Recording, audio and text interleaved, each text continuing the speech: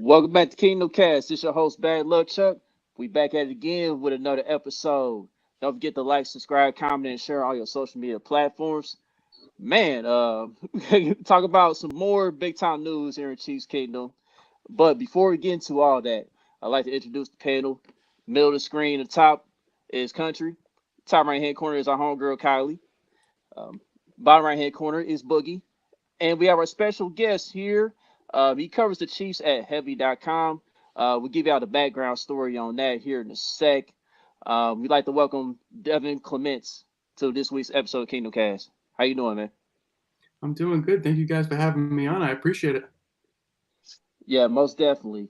All right, so Country. Actually, I'm gonna let Country handle the backstory. So, Country, give us the backstory in regards to our special guest today.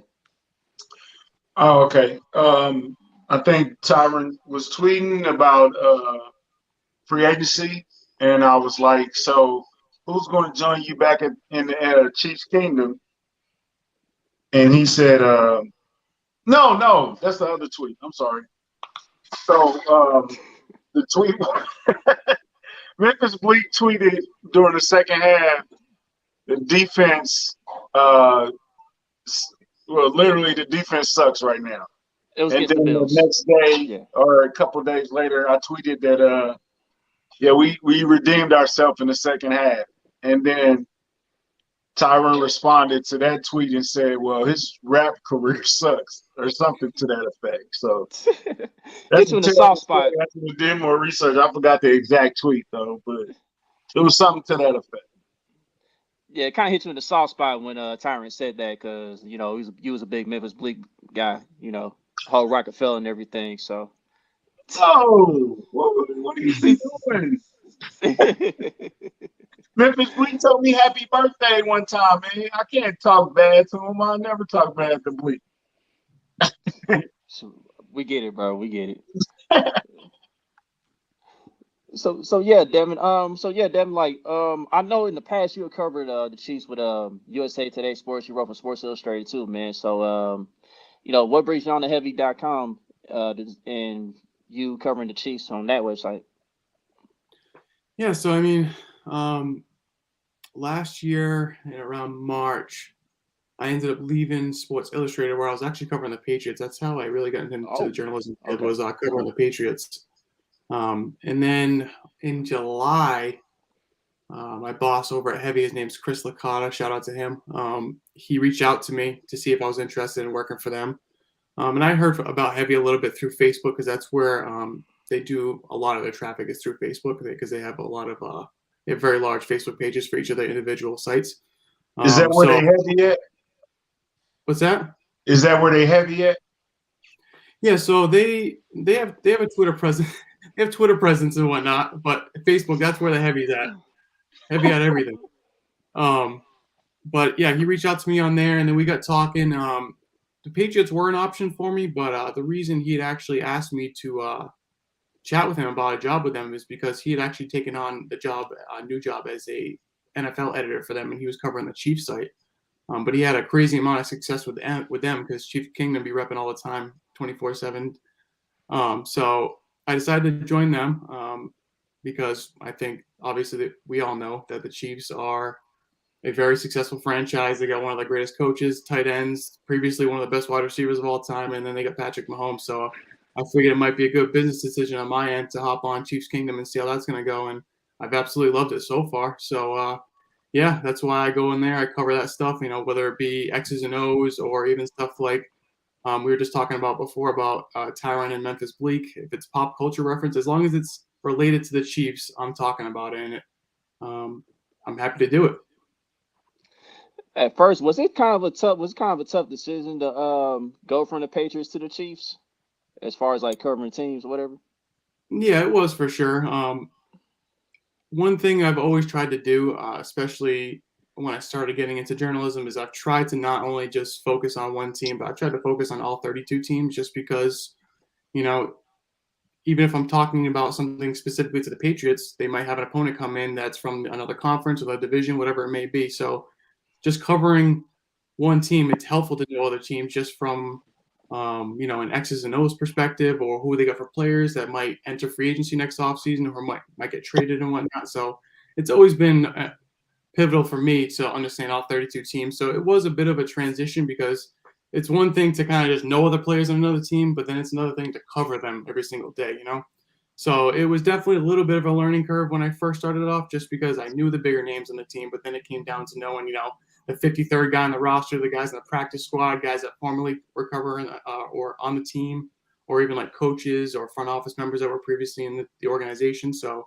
it wasn't a hard transition, but I had my bumps at first, but I still have my bumps still, because there's still times where I may not realize it, and I might say, "Oh wait, that's right. This player used to play for Kansas City 4 or 5 years ago. I just wasn't aware of it at that point in time." So I'm still learning, but I think I've come a long way since last August. Okay. Well, sure, man. It's great to have you on, man. So let's get down to the big news, man. Everyone knows here at Chiefs Kingdom. It's been a few days. The initial reactions was like, panic, sky's falling, everybody running across the room, like, what the hell just happened? But yeah, Tyreek Hill got traded to the Dolphins for a bunch of draft conversation of 5 picks. Yeah, that actually happened. It's I not didn't back in know. franchise mode. That actually happened. So yeah, 5 draft picks, including first and second round picks in this year's draft. So the Chiefs have 2 picks each in the first round and second round. And the Dolphins, of course, made Tyreek Hill the highest paid receiver in NFL history after the trade. It was a 4-year, $120 million contract extension. So what was your initial reaction to that news, Devin, when you first seen it come across the screen or whatever?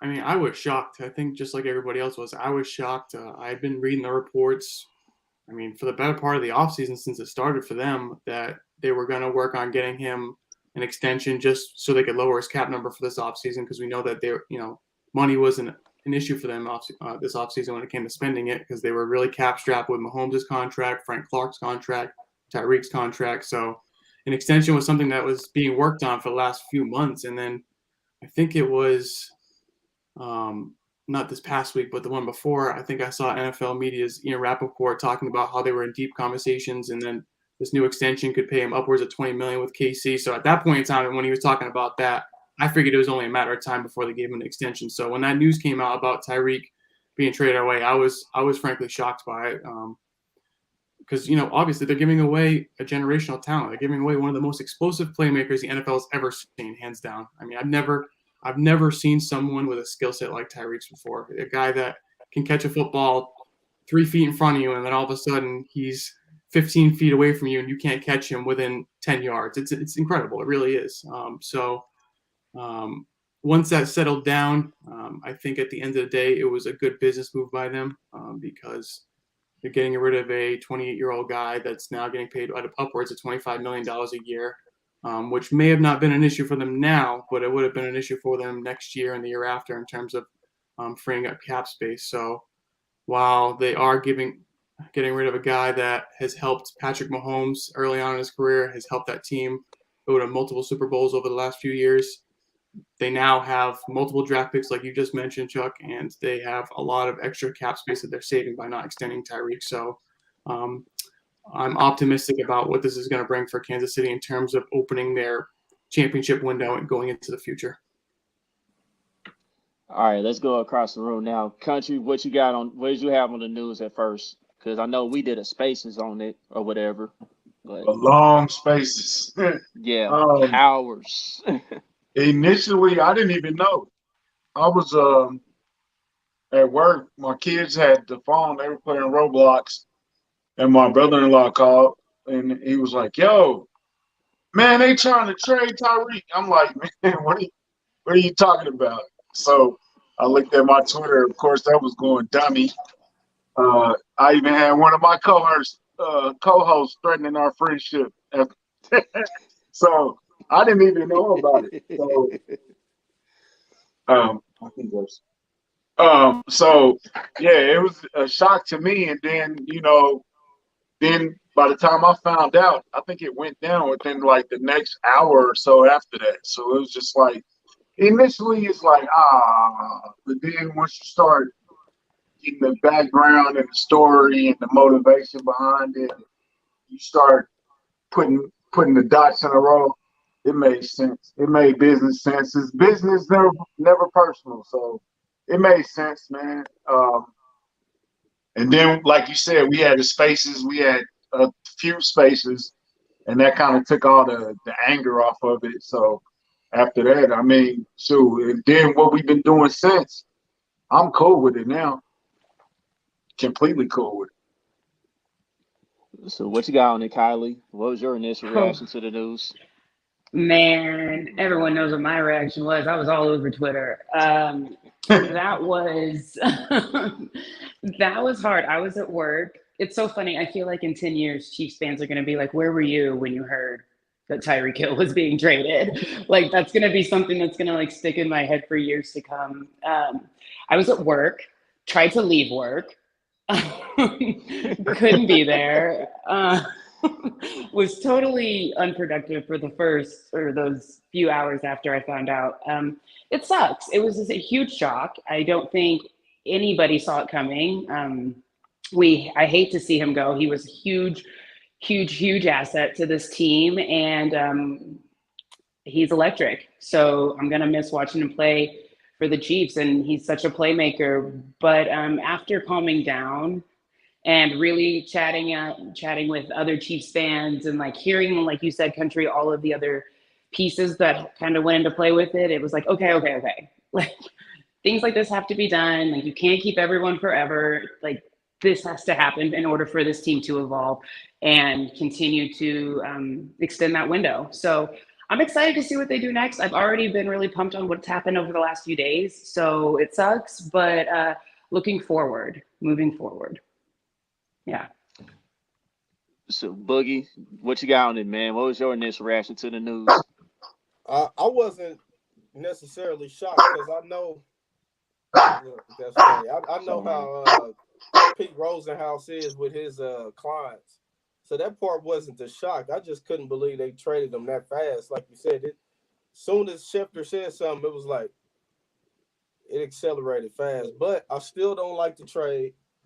I still think we could have did other things, man. We could have let Orlando Brown go and drafted the left tackle and kept Tyreek. It's other things we could have did. And I like Orlando Brown, but just an example. It's other stuff we could have did. I still think we should have kept him.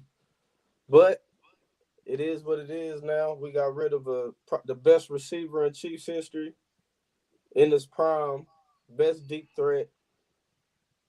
I still don't like it. Chris, man. I still don't like it. But like I said, it happened.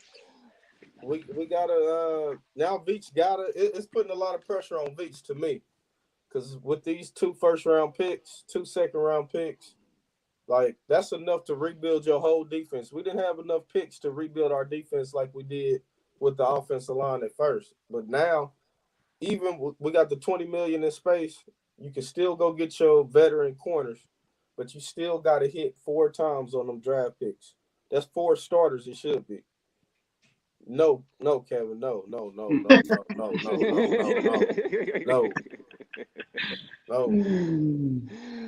Well, hold on. Since we traded Tyreek, is it like just completely out of?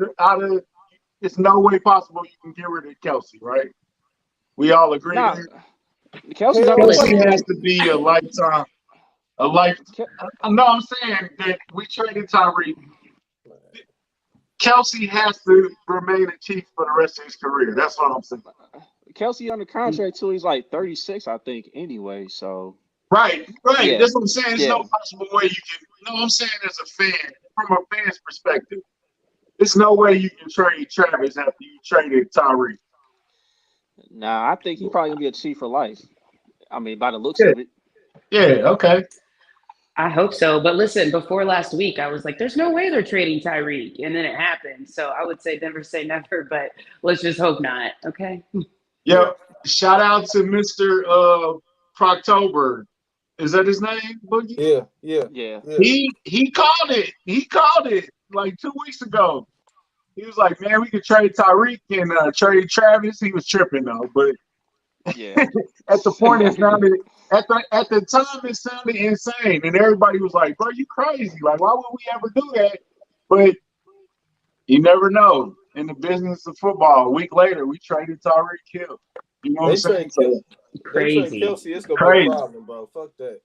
I'm telling you. I ain't taking that, man. I'm not taking Yeah. that. I don't think you got to worry about that though. But as far as my reaction goes, yeah, I was like, bro, what the? Because I was about to go to sleep because I had come off work. I was about to go to sleep, and I was like, man, I can't go to sleep now, until this goes down because it's looking like, yeah, it looks like they got to trade him. But you want to know the truth though? The Chiefs actually had the money to make him the highest paid receiver in the league. It's just that Tyreek wanted to go home. Like you got to remember, Tyreek is from the South. He's from Georgia. Now he's moving. Now he's moving closer to home. He already had the career of Miami and everything. So I get it. No state taxes. You get better scenery. All that. You already accomplished what you accomplished here. 4 AFC Championship games, 1 Super Bowl ring, 2 Super Bowl appearances. I mean, it was time for him to move on. $75 million. Yeah, it is Enough what said. it is. That's it. 75 guaranteed. Enough said. Right. So I understood that after just reacting to the possibility of him getting traded. I was like, you know what? It's a business. That's the tough part about being a fan of these teams. Like you grow so attached to these players, and you think they're gonna be with the team forever, but things change in a blink of an eye, and that's what happened here. But I do like the draft conversation we got in return, and I think Brett Veach's gonna do something with it. This is why he get paid the big bucks to keep things rolling here in Kansas City, as far as continue to acquire the players that can help the team be a contender every year. So that's my Man, reaction. you know that commercial where like the fan is crying in the shower with their jersey on, Yeah. and they're like, "Trade your favorite player." Like I felt that so much. Just people wearing his jersey. Oh man. Okay, Okay, well, since we traded Tyreek, and Devon helped me out with this, who have we added? We added Jermaine Carter, the linebacker from Carolina. Mm-hmm. We added Deion Bush, the safety from the Bears. Yep. Mm-hmm. RoJo, that came down today. Yesterday. Who else have we landed? MVS. MVS, yeah. Reed. No, Since Reed the was Tyreek before trade, Tyreek, though. Oh. I think that's there was some of those happened before Tyreek, but I think that's everyone that they signed after Tyreek was traded away. So, Yeah, pretty much. do you like the current direction that he's going post Tyreek? Are you feeling Brett Veach right now? Yeah, I am. I'm okay with it now only because I haven't seen what they've done in the draft yet. Right. Of course. They're not done spending yet before No. the draft happens. They're gonna spend some more money, whether it's trading for a corner, which I'm sure we'll probably get to a little bit later. But there's still some pieces that they're gonna add depth wise on both sides of the football. But in terms of adding MVS or even before the Tyreek trade, getting Juju, I like these moves. It seems like they have a plan in place as to what they want to do offensively. I'm cautiously optimistic as to how it's going to pan out next season, but I guess we're going to have to wait to see that happen, right? But so far, they have my stamp of approval in terms of what they're doing with acquiring talent after the Tyreek trade. Slow down, Kevin. We're going to get there. Saints want Sorensen. But this is why I don't buy NFL jerseys anymore. I mean, I just had bad luck with them. Like, recent one I bought was Brandon Flowers, and right when I got a Brandon Flowers jersey, he got traded the next year. I'm like, you know what? I'm not gonna do it anymore. Nope, can't do it. Oh my God! I think we appreciate you not buying jerseys then, if that's the case. Bad luck, Chuck. I got my own personal one now. I got my own personal one now, so I ain't got to worry about a jersey no more. Yes, thank God. Thank God. Shout out to the Chiefs. Shout out to the Chiefs organization for that. Thank you. So around the room, post Tyreek, what's your favorite move? Let's go from Kylie around. Who's your favorite move post Tyreek? I like the MVS signing. I know production-wise, it's not been. I think a few people are let down to see that we grabbed him. But with his speed and the way he's able to get downfield, like I thought it was great that they immediately went out, signed a guy who's quick, a guy that has already communicated with Patrick, so they're on a good level there. Like, that was probably my favorite signing so far. But what you got on it? I think RoJo will probably contribute the most this year. I think he could be an upgrade at running back. So I think he'll do good. Putting him in Darrell Williams' position where he can catch the ball and run the ball, I think he'll be pretty good with us. I don't know about Jamal Charles. I was seeing people trying to compare him to Jamal Charles. I don't see that. Wow. Golly. But I think he can be good with us, with how we use running backs, yeah.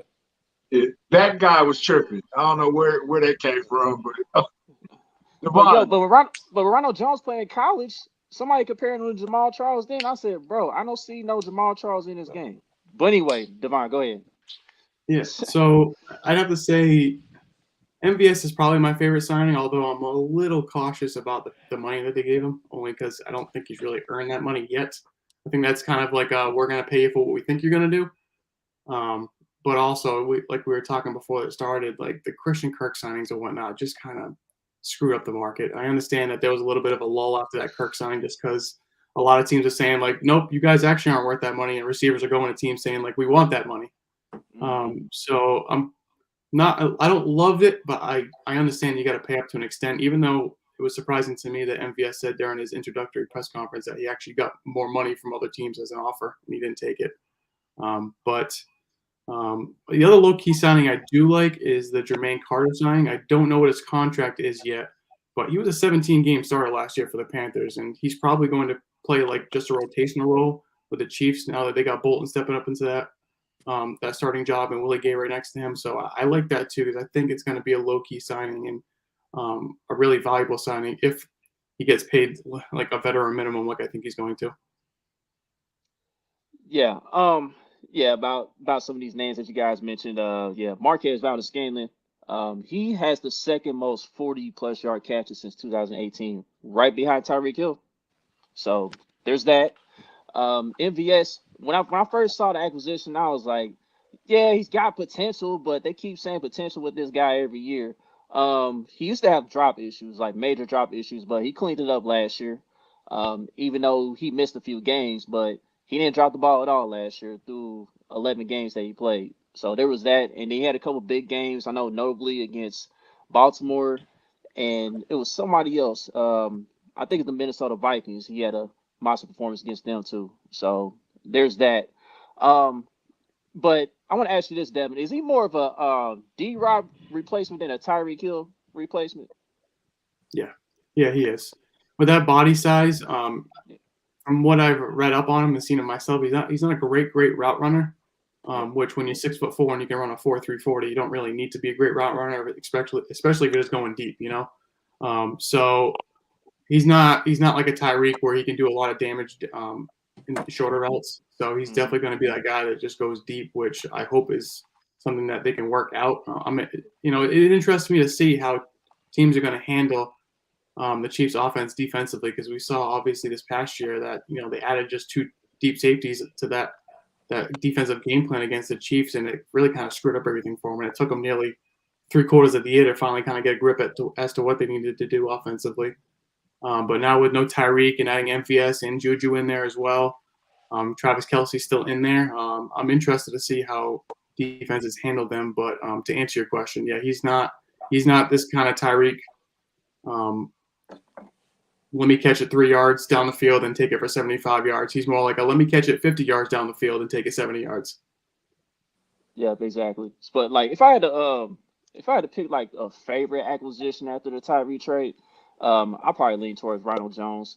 Now, Ronald Jones, what I do like is what I didn't like is that he did drop a lot of passes, which caused him to lose his job in Tampa to Leonard Fournette. But at the same time, like I know in 2020, he was one of the best runners in between the tackles, according to Next Gen Stats. He had gained 239 rushing yards over expectation on inside runs. It was second behind Derrick Henry during that time. So, that was a good sign. And as far as him being a starter, I don't know because, like, it just depends on if CEH gets hurt again or not. CEH got to prove that he can stay healthy.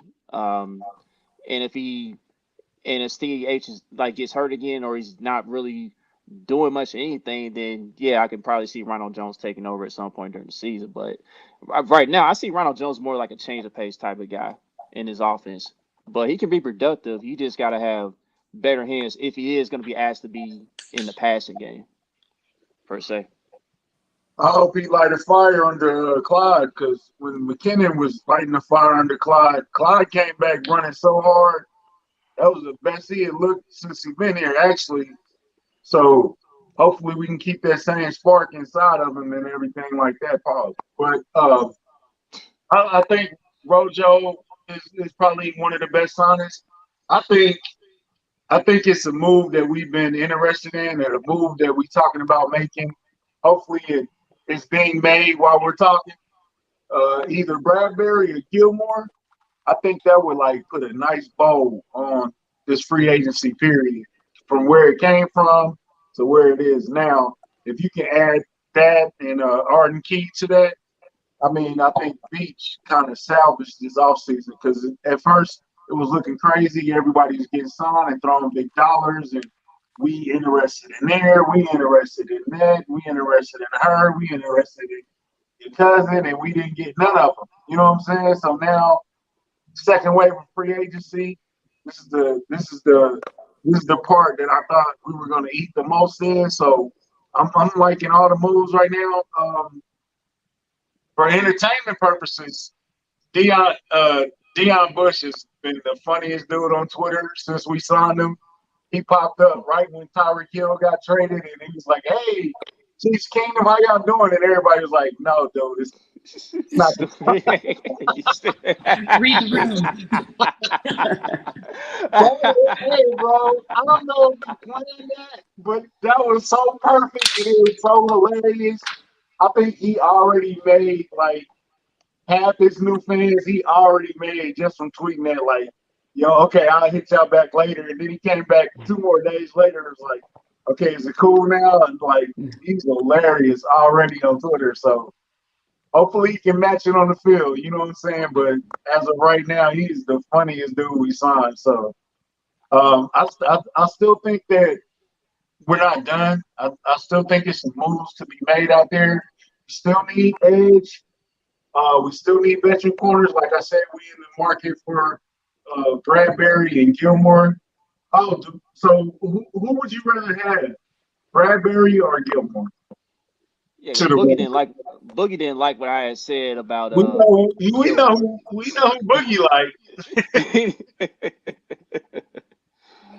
So Devin, I mean, let's start with you, Devin. I mean, who would you rather have if the Chiefs were to go like a veteran corner for cornerback one? I would have to say I would rather have Bradbury for several reasons. One, I had heard, well, I didn't hear myself. I read this on Twitter from, I think it was Jeff Cheetah, I think is how you say his name, from NFL Network. He had said that, yeah. He said that the Chiefs had interest in Gilmore, but they would only really spark up those conversations again if his price was lower. So if we're talking paying this man like, upwards of $10 million or even $10 million at the dot per year, even if it's on a 1-year contract for Steph Gilmore, I'm not really interested in that. James Bradbury, 28 years old. I think he's got 2 years left on his contract. I just looked at it a few minutes ago, and I think he's got a cap hit of like $10 million this year. So there's a potential that maybe the Chiefs could go to the Giants and say, hey, we'll trade for him, but only if Bradbury agrees to maybe add another year or two onto the deal he's got left, just to push that cap hit another year, because $10 million this year, that they trade for him and then that's it. They can't spend any more money this offseason, which I don't think is a good idea for them. But I like him. I think he's a guy that would fit well in the system. He's a little bit younger than Steph, and I think we've seen with the way they've handled things this offseason, they're trying to get younger everywhere. And that started off with Anthony Hitchens just kind of getting his walking papers this offseason, right? So I'm a fan of Bradbury. I just think it's going to come down to whether or not they can do something with his contract in order to free up some more money this offseason. Yeah. Go ahead, Boogie. Get it out. I got Gilmore, man. I want the Super Bowl champion. I want that leadership back. Since we losing some Twitter leadership, we can get Gilmore back there. He can travel. He can hold every receiver if healthy. Why not, man? $10 million. I would pay him $10 million in 1 year, up to $10 million. I would do that. Put some incentives in there if he play a certain amount of games. I would give Gilmore 10. All right, Kylie, what you Okay. got on it? So I like them both, but I would go Bradbury. I think his age helps for what the Chiefs are trying to do. They're trying to get younger. I think we can add him, like you said, Devin, if we can extend him to another year or two on, then that would really help, especially if we can develop some other corners underneath him. Someone asked in the comments, could we afford both? Could we? I mean, if we extend it, I don't know. That's a question. I've seen it a couple different times. It's not the first time I've seen someone mention that we could grab both. It was rumored that But just I would because go Bradbury. it was rumored that just because they acquire one doesn't mean it puts them out of the market for the other. So I guess like Devin said with Bradbury's contract, if you get Bradbury first and you rework his contract, then maybe that gives you the room to get Gilmore as well. I don't know. That would be amazing though if you were able to grab both. You add that with Snead, and then you got Fenton still there. Yeah, that would be great, right? I think what they could do there is, if it's possible. Yeah, I don't want to disagree with Boogie here and say I wouldn't want Steph Gilmore. Right? I only don't want Steph Gilmore because of what he could potentially cost. But if they maybe gave him kind of like a Juju Smith-Schuster contract where it's like base salary is $3 million, but he can earn up to $10 million, I'm okay with that, and that would also keep his cap number really low. So then, even if let's talk in a world. I mean, it's hard right now. I'm not a salary cap guy at all. I just kind of go based off of what the experts tell me, right? So right before they signed MVS and before they signed RoJo and after the Tyreek Hill trade, they had about $28 million. And then they signed all these different guys that we were mentioning before. So I think they're going to be somewhere between like $10 and $15 million in cap space if I had to guess, but don't quote me on that. So then you talk about adding Bradbury's contract onto that, the $10 million cap hit on that. Now we're talking maybe somewhere between $1 million and $5 million potentially. You could squeeze Steph into there, absolutely. And then if you just decide at that point in time, okay, we're done spending, and then you want to use the rest of whatever money you have left, or maybe even restructure somebody else's contract, that's not out of the realm of possibility either. Or, and just to free up money so you can sign your draft picks later on in the summer, and then you can sign those undrafted guys over the summer as well. It's definitely possible. I just don't know if that's a route they want to take based off of what I've seen from them this offseason so far. Yeah, now this is what I said in regards to Stephon Gilmore. I said I like Stephon Gilmore. He's one of the best cornerbacks in the league, but he'll be turning 32 this season. And in the past 2 seasons, his body has started to break down due to injuries. Like, again, I like the player, but I'm going to need somebody out there that's going to be out there for 17 games a season. That acquisition would kind of be similar to how we acquired Ty Law, because Ty Law was turning 32. He had come out for 10 interception season and everything. But the difference was Ty Law, he was able to stay healthy. He only had like one injury riddled season. You know what I mean? We're at a point now in Stephon's career, we don't know if he can play a full season now. That's just my thing. But in the one matchup he had against Devontae Adams, who's now the best receiver in this division, he held him in check. I believe he held him to 2 catches for like 10 yards when he got targeted 5 times. So he had like 2 pass deflections against Devontae when he got thrown at. So, there's that. But Bradbury, he's just a little younger, and like he's entering the prime of his career. And I think you get a few more years out of Bradbury in comparison to Gilmore. That's just me. I think Gilmore, after maybe like a year and a half, if we sign him, I think you may start to see a little bit of a decline for real. With Bradbury, you get a little more wiggle room. So I would go with Bradbury. That's just me. So the rumor was, I don't know how true it is, but the issue with Gilmore was not per year, but years. So say the Chiefs wanted him for a year, but he wanted 3 years, or vice versa. You know what I'm saying? So would you sign him for a 3-year contract? Because then you can work the cap, you can massage the cap and push the hit back. But like you said, he's about to be 32. So Nothing is more it than one of 2 years. those a 3-year? It's a 3-year deal, but it's really a 2-year deal, and you can cut him at the 3rd year, or is it? You know what I'm saying? So is it that type of thing? You think? Yeah, I think so. I mean, if I'm Brett Veach, I'm looking at all these contracts he has right now. He's having issues with, like the Frank Clark contract. Granted, they were able to adjust it, right? But I don't think anyone really expected Frank Clark to ever live up to that big of a contract that he had on a per year basis, right? That man would have had to get 10 to 15 sacks every single year for us to finally sit here and say, like, yeah, Frank Clark earned that money that he got over the last few years. So when you look at that, I believe Brett Veach is a very smart person, right? And one of the best general managers in the NFL. So I think when he looks at some of the mistakes he's made over the last few years in terms of giving these guys money, he would be very cautious to give someone like Steph Gilmore, who has an injury history, unfortunately. Like I mentioned before, I cover the Patriots. I saw Steph Gilmore play at a defensive player of the year level, at a potential MVP level, right? So I know what he's capable of, but I also know that there's a reason why Bill Belichick went away from him as early on as he did. He always tries to get away from a guy a year early rather than a year late.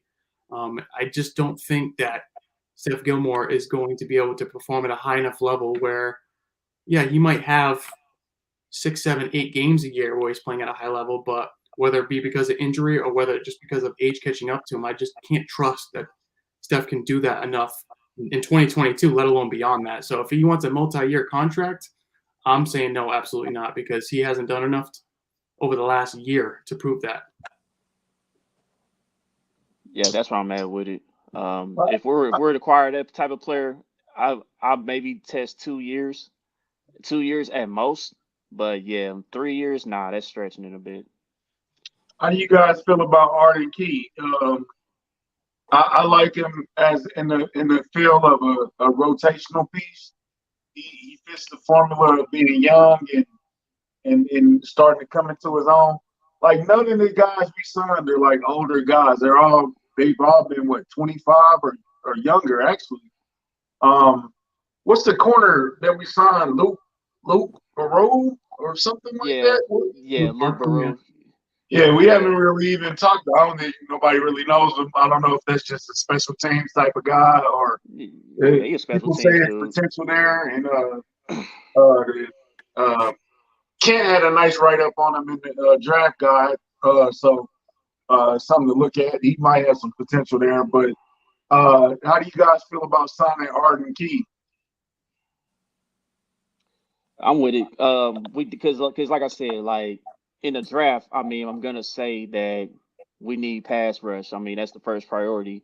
And Arden Key, he's been pretty solid in like pass rushing situations. I know when he was with San Fran, he did pretty well in that situation. So he'll be nothing more than a rotational piece. But I think he'll do very well in that role. So I wouldn't mind it.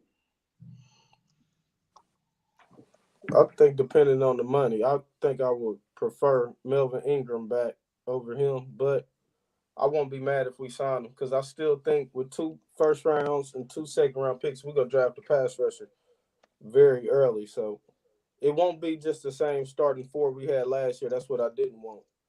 So we'll add a pass rusher regardless. If we can add 1 veteran, cool. If not,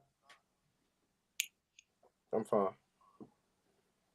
I think I'm with Boogie on this one with Melvin Ingram. I think what they should do with that money that they got left is go through the drafts, right? See what they can get in there. And then someone like Melvin Ingram, we knew he was going to wait a while to sign with another team. He did that last offseason too. But we've seen the kind of production he's done with the KC recently, right? This isn't like he did it 2 years ago and now he's waiting to see what he can get this offseason. We've seen how productive he was on Kansas City's defense. So I have no problem with them seeing what they can get in the draft from a pass rush perspective and then trying to sign someone like Melvin Ingram maybe in like May or June for whatever he wants for money. If it's a few $1 million, so be it. If we're getting over like $5, $6, $7 million, I might be a little skeptical at that point in time, but I'm okay with going with someone like Melvin Ingram because unlike a Steph Gilmore, we've seen how productive he can be as early as this past season.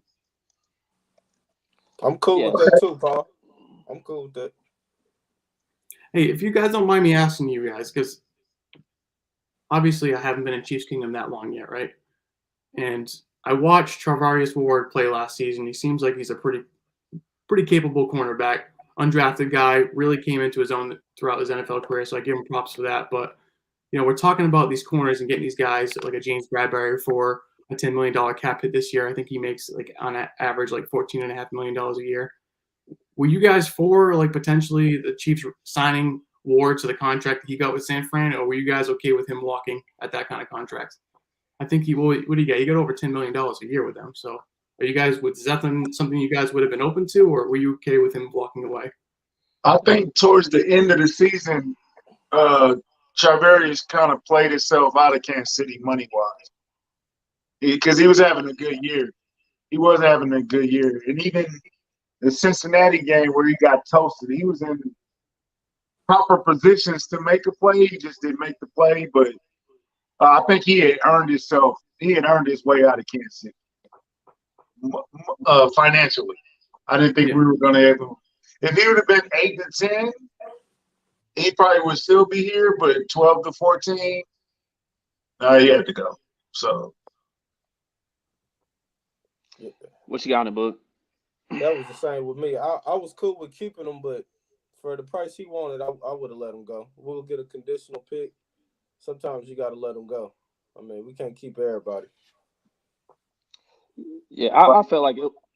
I feel like it was time. It was time, man. Like Country said, he had played himself out of a few dollars here in Kansas City. He was having a career season and all that, but he kind of tailed off a bit at the end. And I just felt like we could definitely do better. Good luck to him and San Fran, but we could definitely do better. He got a bag. He got a big bag. For real. He got shout out to him. A nice bag. Shout out to Moni. Okay, so here's a question. 12 picks in the draft. Everybody thinks we're gonna move up. I agree. Move up. What are you looking for? Wide receiver, defensive end. This guy click on the book. I gotta go defensive end though. I got to.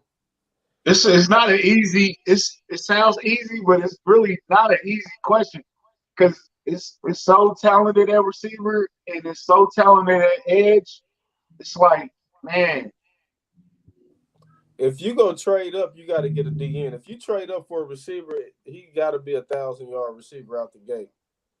I think you can get you a receiver in the second round with what we have at receiver now, and we'll be okay. But that defense got to get way better, man. Still, to me. So what you got on it, Devin? Had they not signed MVS after that Tyreek Hill trade, I would have probably said a wide receiver because those top guys in this draft are really, really good and they could be really good starters in KC. But now that MVS is in the fold, I probably have to say D end, and that's if they trade up. If we start getting into like the 20s of the first round of the draft and they haven't traded up yet, I have to imagine that one of those picks is going to be on a receiver. Yeah. What's it? Me and Jason Dunn a few in Arrowhead Time. We discussed this last night in regards to whether the Chiefs should trade up or not. And I definitely want to try to trade up to see if we can at least get Jermaine Johnson because by the looks of it, we already know Kayvon and Aiden Hutchinson, they're going to be gone in the top 10. Trayvon Walker, he may be gone in the top 10. Jermaine Johnson, he may be a guy that may slide outside the top 10, surprisingly. And if that happens, I think the Chiefs need to go ahead and trade up for him. I think he could be something special. Like, we need that Micah Parsons effect on this defense. That's how I feel about it. Agreed. But if he's not there, then yeah, we probably can stay pat. And I think we can get somebody like Boye Mafe. He mentioned Boye Mafe. He mentioned George Karlaftis. I'm kind of on him. I wasn't really a big fan because he didn't really show up in the big games like that. The guy from Penn State, I still can't pronounce his last name. I think he might know you. I think guys might know what I'm talking about. Arnold. Yeah. Yeah. I don't know his last He, name, bro. he's Nigerian, but Penn State, they breed pass rushers. So yeah, I like Oh, him. And then there was one more. It was Devon Hall. Devon Hall from Houston. So I like three of those four guys he mentioned. Karlaftis, I'm in on, but I like the other three. So, if you, I don't know. That sounds like a lot. How far are you willing to go? That's the question. Are you trying to move top 10? Because top 10 sound like too much. Are we trying to go 15? Are we moving up to 20? Like, how far do we have to go? That's If the question. Jermaine is there, if at least Jermaine is there, maybe Trayvon, but if Jermaine is there, I'm getting that top 15 at least. You go See top what they 15 for Jermaine? see what they talking about. Yeah. Whose pick is that? Is that don't Philly got like 2 picks? Don't they got like 19 and 20 or something like that, 15 and 16, something like that? I think Yeah, so. they in the middle of rounds. They in the middle of the draft somewhere. That's the thing we got to take into consideration too, is the fact that a quarter of the NFL teams this year don't have a first round pick. So I wouldn't be shocked after day one if the Chiefs opted to just trade one of those picks away and just accumulate more later round picks. Because if there's a quarter of the NFL that doesn't have a pick, and let's say a handful of those teams are teams that need to start winning games, right? And they're not just competing for championships, but they need to start adding talent. They're not going to hesitate to do what we've kind of seen with the salary cap and just start pushing things back, right? So let me just trade away a bunch of picks maybe next year in the later rounds, maybe a couple second round picks and a couple third round picks in order to move into the end of the first round. And then we'll just try to accumulate those next offseason with some like comp picks or something like that. That seems to be the way that NFL teams are going now. Let's just push it off to next year. We'll worry about it later, and let's try to win now.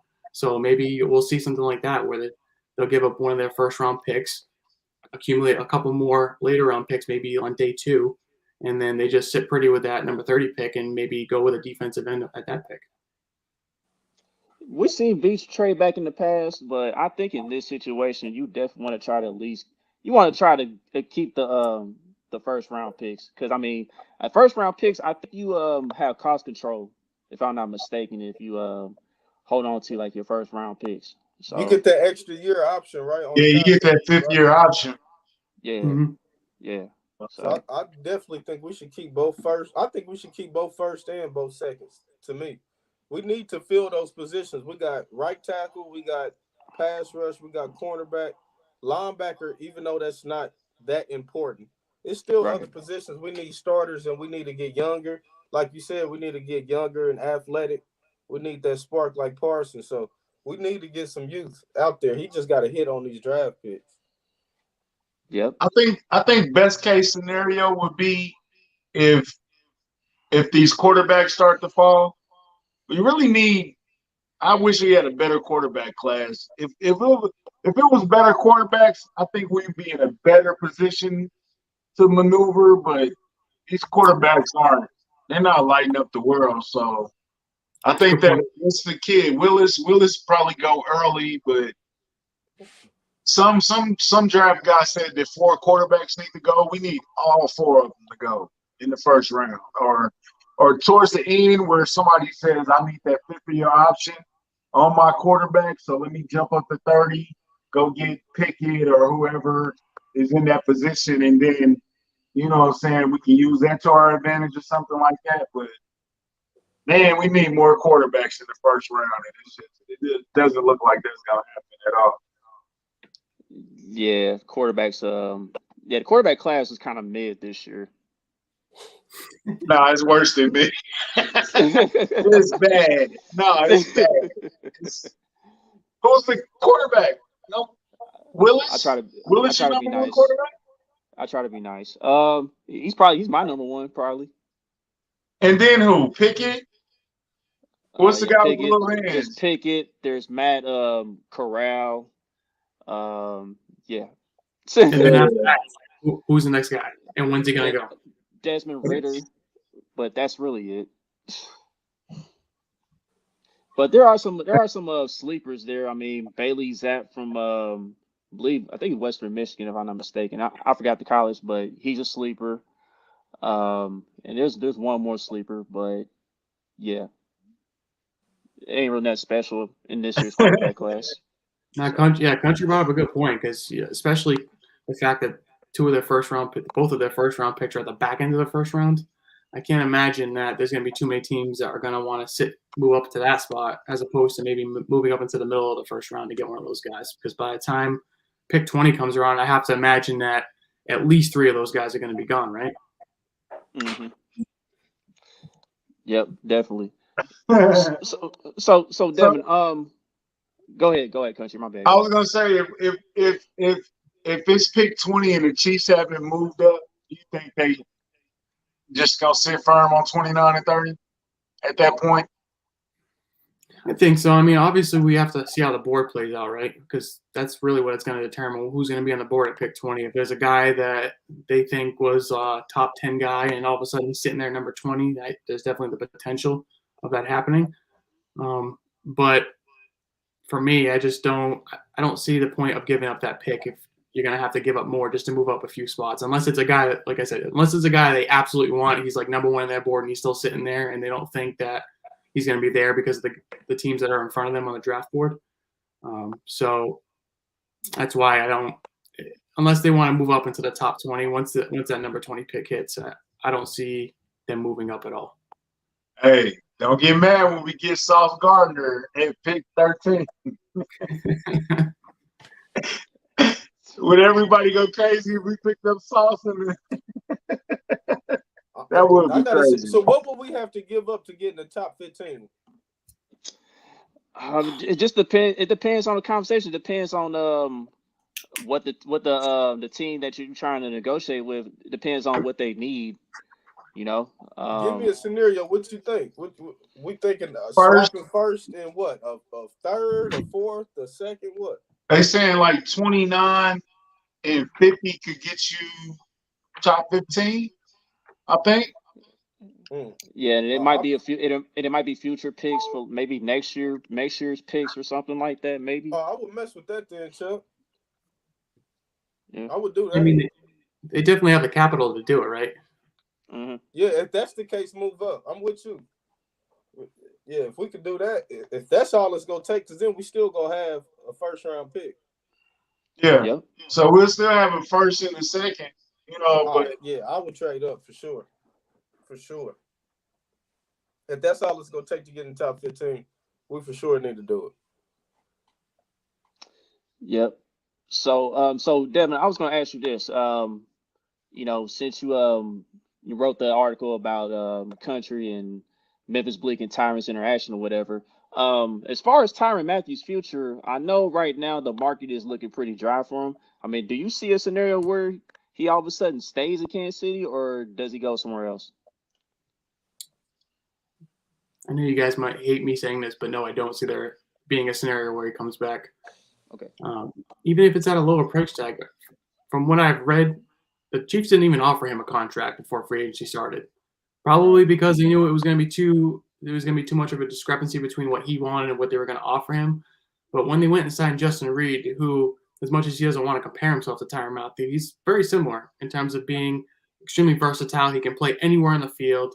He's a leader. He's great off the field. But just from a defensive perspective, he's very, very similar. So bringing back Tyrann Mathieu would kind of just be redundant in that respect. And then you add the guys like Deion Bush into the equation as well. And now we're looking at a safety room that's basically where it needs to be. Maybe add one to the draft just for depth purposes. But I don't see him coming back as much as I'd love for him to, because, with that article that we were just talking about with Memphis Bleek or anything, he's extremely active on Twitter, and that's stuff that I cover a lot. He's been great for business for me. I love the guy because he's a nice guy. I don't think the market is going to be dry on him. I just think he's just kind of waiting around a little bit. I don't know how long he's going to wait, which makes me curious, because I figured at least by the second week he would have been signed. I just think he's going to find himself in a situation, maybe even all the way to like the summertime, where someone's working out and they tear an ACL, or something along those lines, and all of a sudden a team that's in contention for a championship potentially next season wants another player to come in there and be a needle mover for them, and they have the cap space to work with. as we know, the salary cap can be manipulated in many ways. So then they give him a contract that way. It probably in the end will end up being a contract that he wants, which kind of sucks. And I feel bad for him because of that, because I really feel he should be the highest paid safety in the NFL just based on what he does on and off the field. But I do believe he has several offers on the table. That's not me reporting anything. That's just me telling you what I think. He has several offers on the table, and I think it's just not quite what he wants yet, so he's willing to wait. That's an interesting thing. It's just funny hearing about the people that they say, what, Pittsburgh, Indianapolis, Vegas, Saints. Well, I guess. All right, let's talk about the elephant in the room. Dirty Dan went to the Saints, right? So, how do you feel about Dirty Dan, man? How do y'all feel? Dirty Dan has been a major part of our podcast because we say every time we count him out, Dirty Dan makes a play. He forces a fumble. It's a pick. It's a pick six. He lays a hit out on somebody. Every time we count him out, he does this. So how will you remember Dirty Dan in Kansas City for the room? Man, he's had a lot of clutch memories, man. You can talk about the Chargers game in Mexico, game stealing interception. You can go to AFC Championship game when he laid the wood on Ryan Tannehill. You can go to that Cleveland divisional game where he saved a touchdown, caused the fumble. He's had Texas game. Yep, Texas game. He's had many clutch moments, man. I don't know. I think that hit. I don't know, man. I think that oh gosh, I'll probably say they hit on Ryan Tannehill, man, because I mean, that AFC Championship game, that was a key hit because after they stopped him on that third down, the Chiefs pretty much took over the game after that. So I'll probably go with that if I had to choose one. I like the pick six versus New Orleans. That was a good one. The one-handed game ender in Buffalo. I forgot about that one. That was a hell of a play. I think 10 years from now he'll probably get he won't get no ring of honor type of thing. He should, I think. You don't think? No. Is he a ring of honor guy? Maybe not ring of honor. Maybe not ring of honor. I don't know, but he had a lot of clutch moments. Okay, hold on. He's not a ring of honor guy, but he'll be one of those. He moves back to Kansas City. He's a Chiefs ambassador. Yeah, and we'll love him. He'll be on commercials and all that good stuff. Right, one of them. Chiefs ambassador. Yeah, I can maybe see that. There's nothing wrong with that. You know what I'm saying? But I don't think he's ring of honor. No, not ring of honor. Because that's what Paul said. Paul said no ring of honor. Yeah. No ring of honor, man. No ring of honor.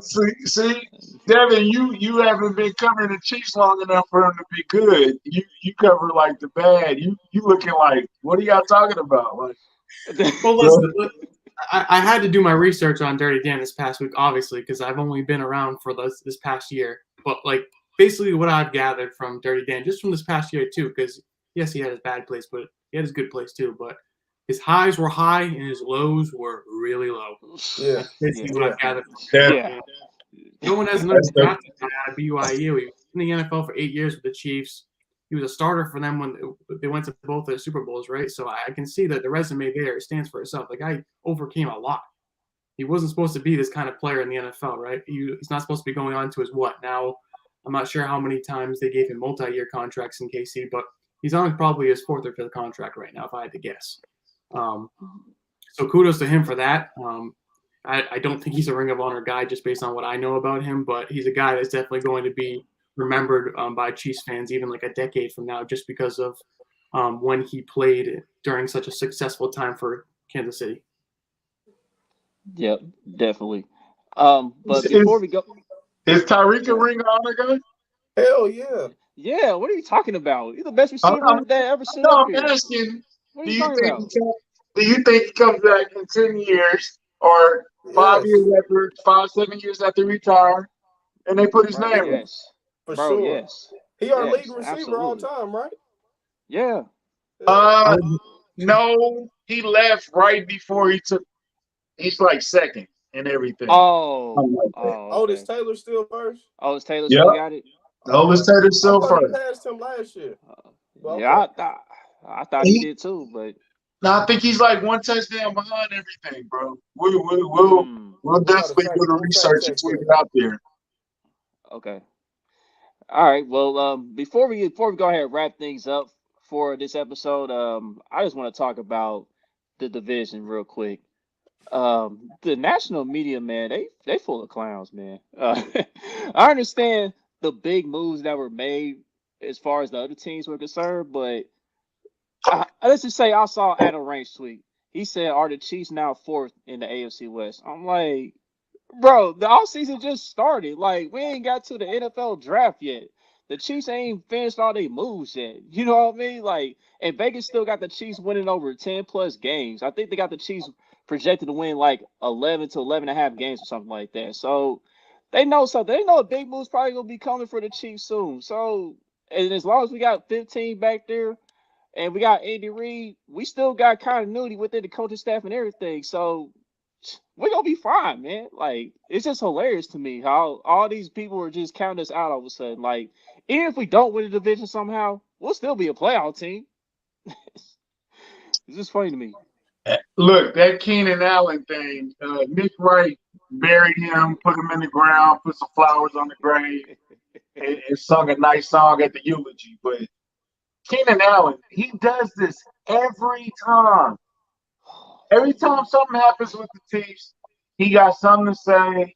He got some trash talk, or when he called Marcus Peters a bum and all this. He always talking, but they never win.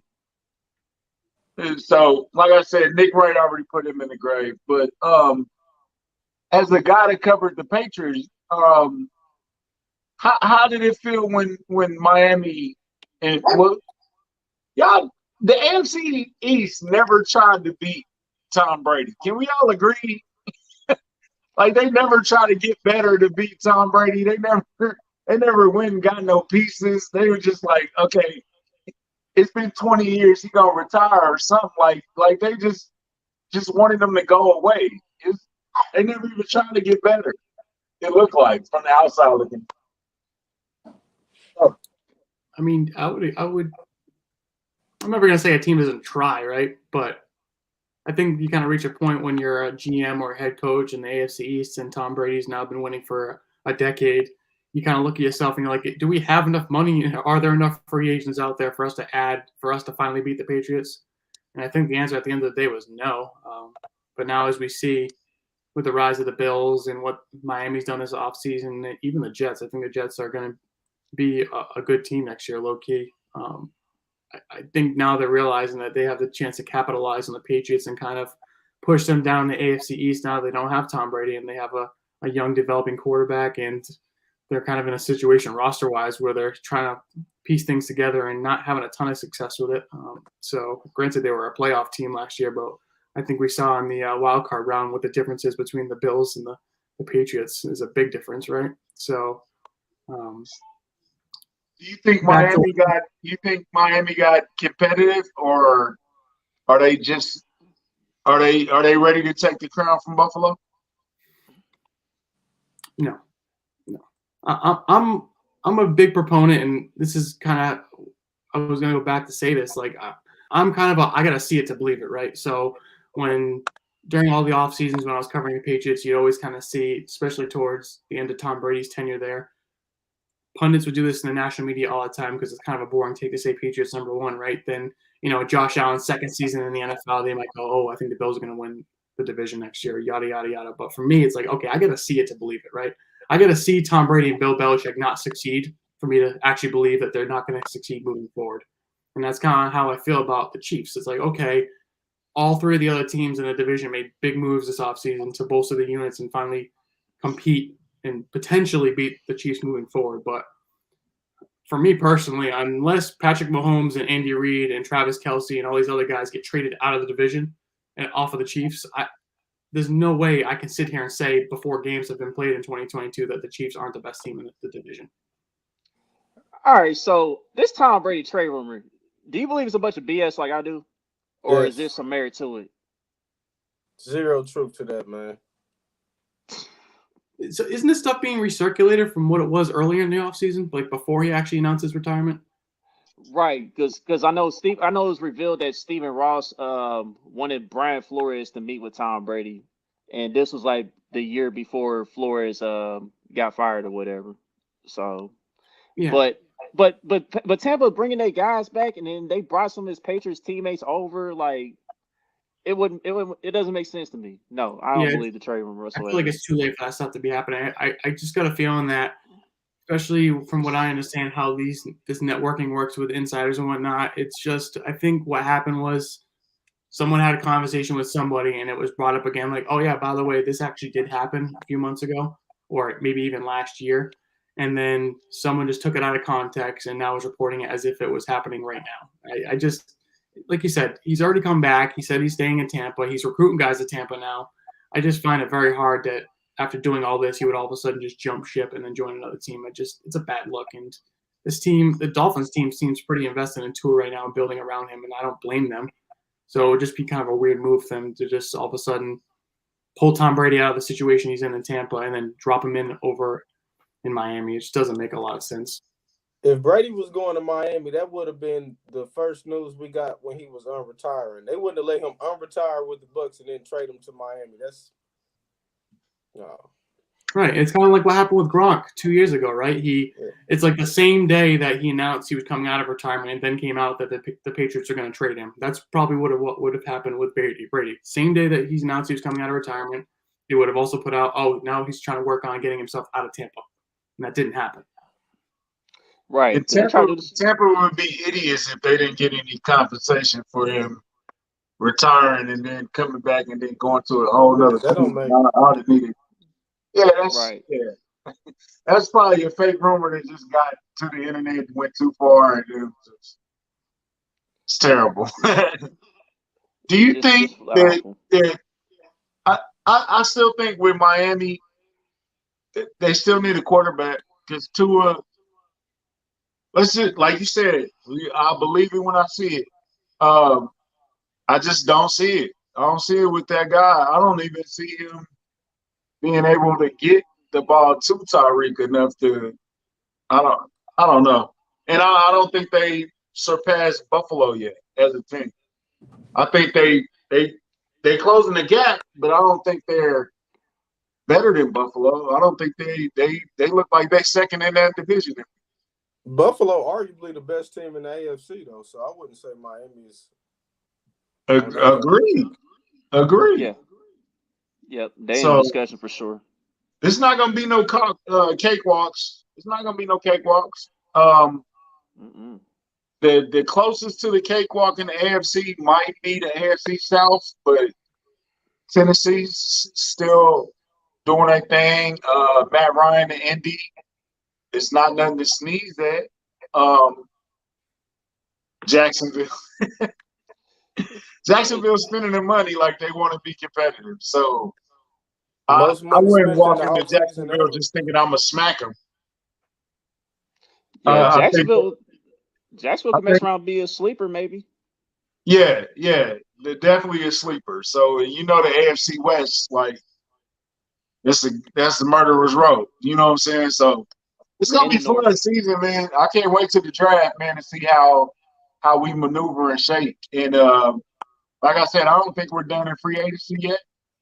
I think small signings, nothing major, nothing that's gonna be on the ticker at ESPN, but I think it's still some moves that can be made. Yep, definitely. Well, that's gonna wrap things up here on Kino Kast. Like thank Devon for making this special guest appearance this week. Appreciate Kylie lost connection, but she was in the chat and everything. Shout out to Kylie. She probably watching her Tar Heels right now. They handling business currently. Yeah, she conveniently lost connection right when the game was right. Yeah, Kylie. Yeah, right. Hey, before we go, RoJo, Oh hell. J-Hawk, KU. Final Four, baby. Congrats to them, I guess, but whatever. Hey, we Shit, love don't. you all. Like and subscribe, man. And don't forget to check out Devon work on Devon at Devon Clements on Twitter, right? Dev Clem NFL.